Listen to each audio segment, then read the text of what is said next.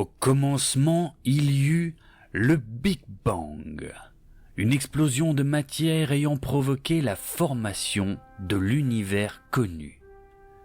De cette théorie, plus ou moins validée par les plus grands scientifiques et d'autres moins grands, est apparue la Terre.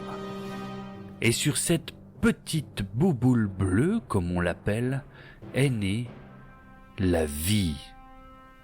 À la suite de l'accouplement de plusieurs animaux bizarres, il y eut l'homme-poisson, puis l'homme poilu à 4 pattes, puis l'homme poilu, et puis enfin l'homme.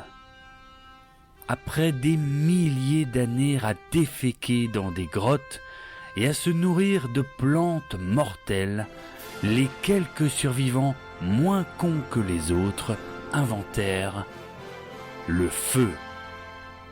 Depuis cette découverte cruciale pour la survie de l'humanité, les hommes et femmes qui ne s'étaient pas bêtement immolés par le feu n'ont jamais cessé de créer, de construire et d'inventer.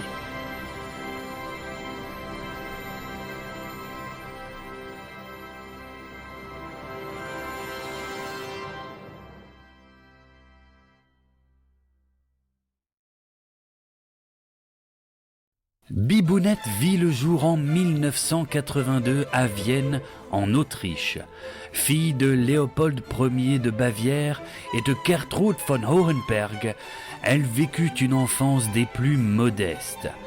Dès son plus jeune âge, et de nature curieuse et espiègle, elle se passionna pour le philosophe et théoricien Panaitios de Rhodes et son paradoxe de l'œuf et de la poule. Qui était arrivé en premier? Ne parvenant pas à répondre à cette question, elle décida de vivre une vie de bohème et s'installa au Havre pour découvrir les grands mystères de cette ville. C'est ici qu'elle fit la connaissance de Bibou. Bibou vit le jour en 1984 dans le nord de la France, fils de Robert Rossignol, un bûcheron manchot de la région, et de Madame de la Grande Motte, sous-préfète d'Orléans. C'était un enfant des rues sans histoire qui vivait de petites magouilles et de guerres des gangs pour espérer survivre dans cette ville de l'enfer qu'était le Havre, ou comme on l'appelait à l'époque, le New York normand. Au hasard d'une allée, dans la célèbre exposition annuelle de coquetiers de Normandie, Bibou et Bibounette se rencontrèrent. Et à la suite d'une entrevue avec Péremptoire, le Phil Spector du podcast français, l'émission Chez Bibou et Bibounette était née.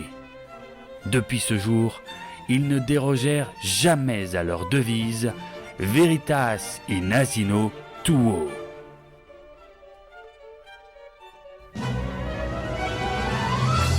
Dis Bibounette, tu veux faire quoi aujourd'hui?